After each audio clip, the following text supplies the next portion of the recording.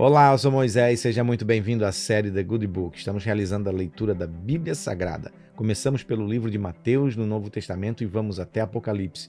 Depois regressamos ao Velho Testamento a partir do livro de Gênesis. Antes da gente começar a leitura, quero pedir a você, inscreva-se no canal, você que ainda não está inscrito, deixe as notificações ativas e fique por dentro de tudo que nós compartilhamos aqui para você. Dá uma caminhada aí por dentro do canal e você vai ver as séries maravilhosas que nós temos à disposição para você. Quer nos ouvir em áudio?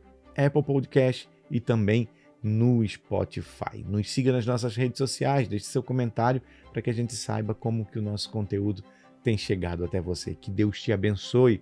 Somos muito felizes por ter você aqui. Bíblia que está sendo utilizada na leitura, Bíblia de Estudo de John Wesley, da Sociedade Bíblica Brasileira. Uma linguagem bem contemporânea, bem atual, que facilita a tua compreensão dos textos sagrados. Livro de Marcos, abre aí comigo, livro de Marcos, Novo Testamento, capítulo de número 14. Vamos lá, vamos para a leitura.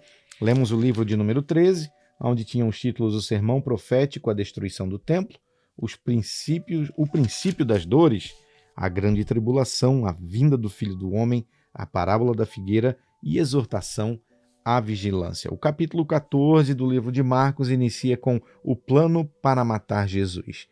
2 dias depois seria celebrada a Páscoa e a festa dos pães sem fermento.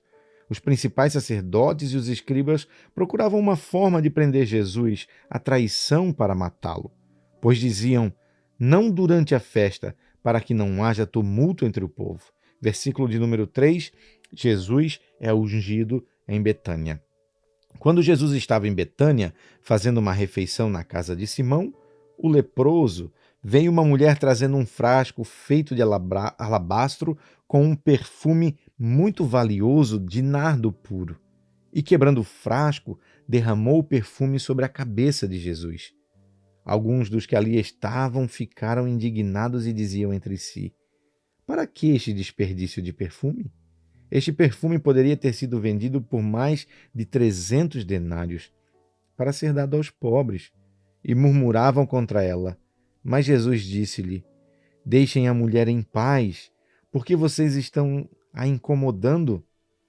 Ela praticou uma boa ação para comigo, porque os pobres estarão sempre com vocês, e quando quiserem, pode fazer-lhes o bem, mas a mim vocês nem sempre os terão. Ela fez o que pôde, ungiu o meu corpo antecipadamente para a sepultura. Em verdade lhes digo que onde for pregado em todo o mundo o evangelho, também será contado o que ela fez para a memória dela. O pacto da traição, versículo de número 10. E Judas Iscariotes, um dos 12, foi falar com os principais sacerdotes para lhe entregar Jesus. Eles, ouvindo isto, se alegraram e prometeram dar dinheiro a ele. Nesse meio tempo, Judas buscava uma boa ocasião para entregar Jesus.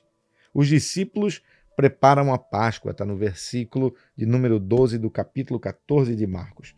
E no primeiro dia da festa dos pães sem fermento, quando se fazia o sacrifício do Cordeiro Pascal, os discípulos de Jesus lhe perguntaram: onde quer que façamos os preparativos para que o Senhor possa comer a Páscoa? Então Jesus lhes enviou 2 dos seus discípulos, dizendo: vão até a cidade. Ali, um homem trazendo um cântaro de água sairá ao encontro de vocês.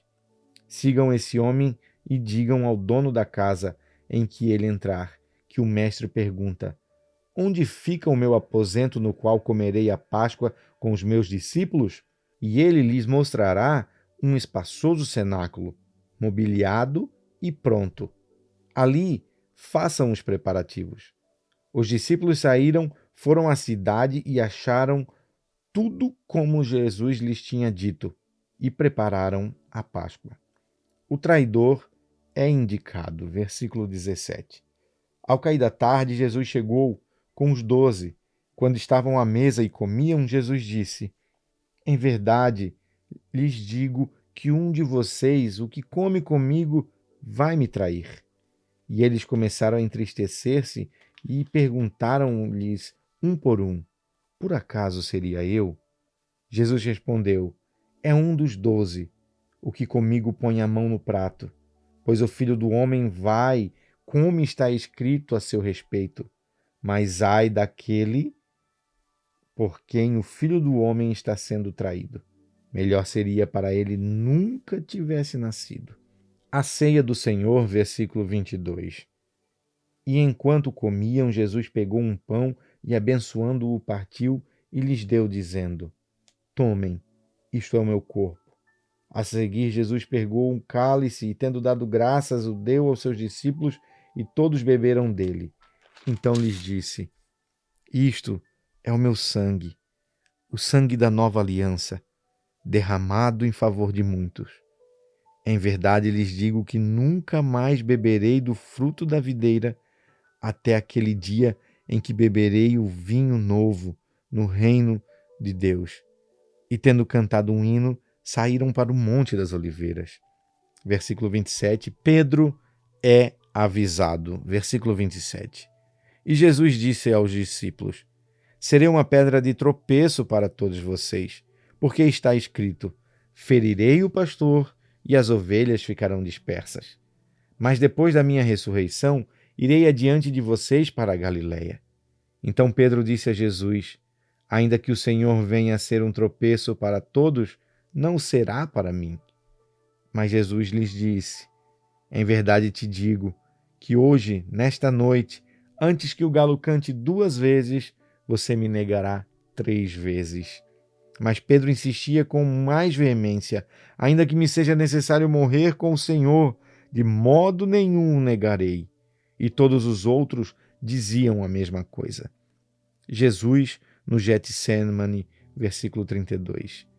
Então foram ao lugar chamado Getsemane. Ali Jesus disse aos seus discípulos: Sentem-se aqui enquanto eu vou orar. E levando consigo Pedro, Tiago e João, começou a sentir-se tomado de pavor e de angústia e lhes disse: A minha alma está profundamente triste até a morte. Fiquem aqui e vigiem.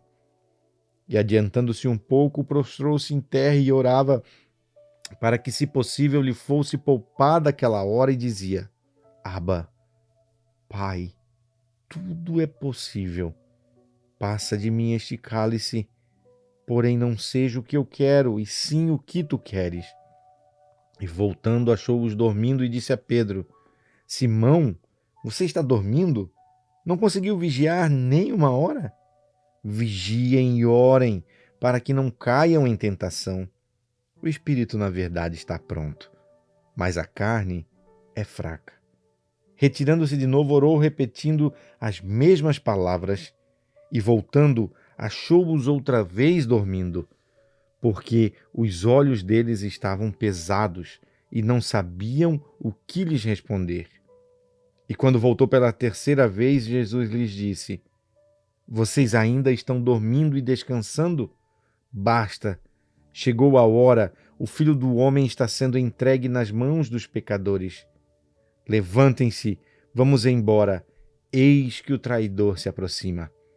Versículo 43, Jesus é preso.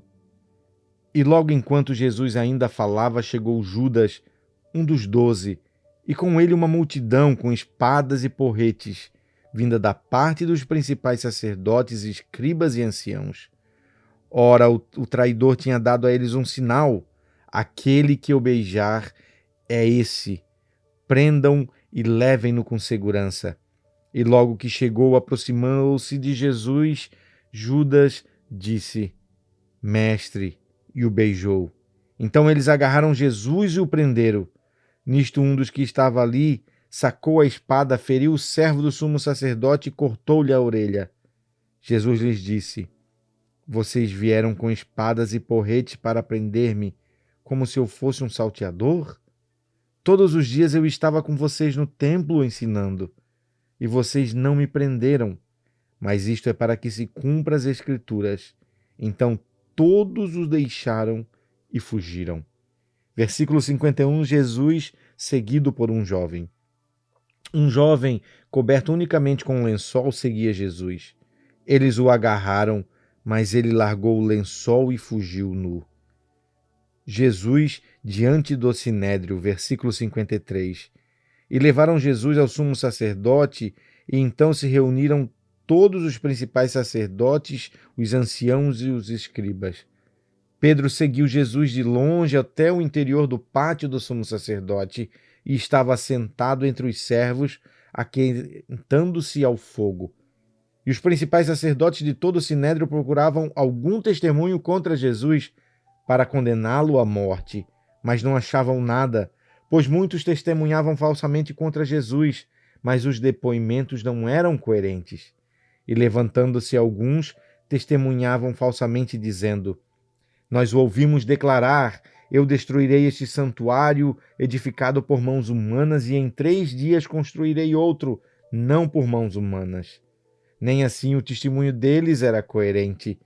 E levantando-se o sumo sacerdote no meio, perguntou a Jesus: Você não diz nada em resposta ao que estes depõem contra você?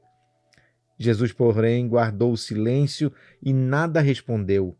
O sumo sacerdote tornou a interrogá-lo: Você é o Cristo, o Filho de Deus bendito? Jesus respondeu: Eu sou. E vocês verão o Filho do Homem sentado à direita do Todo-Poderoso e vindo com as nuvens do céu. O sumo sacerdote, rasgando as suas vestes, disse: Por que ainda precisamos de testemunhas? Vocês ouviram a blasfêmia. Qual é o parecer de vocês? E todos o julgaram réu de morte. Alguns começaram a cuspir nele e cobrir-lhe o rosto, a bater nele e a dizer-lhe: Profetize! E os guardas davam-lhe bofetadas. Versículo 66, Pedro nega Jesus. Estando Pedro embaixo no pátio, veio uma das empregadas do sumo sacerdote e, vendo Pedro que se aquecia, fixou os olhos nele e disse: Você também estava com Jesus, o Nazareno. Mas ele negou, dizendo: Não conheço nem compreendo o que você está falando. E saiu para o pórtico, e o galo cantou. E a empregada, vendo-o, tornou a dizer aos que estavam ali: Este é um deles. Mas ele negou outra vez. E pouco depois os que estavam ali disseram outra vez a Pedro: Com certeza você é um deles, porque também é galileu.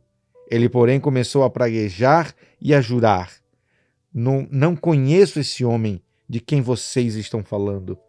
E no mesmo instante o galo cantou pela 2ª vez. Então Pedro se lembrou da palavra que Jesus lhe tinha dito: Antes que o galo cante 2 vezes, você me negará 3 vezes. E caindo em si, começou a chorar.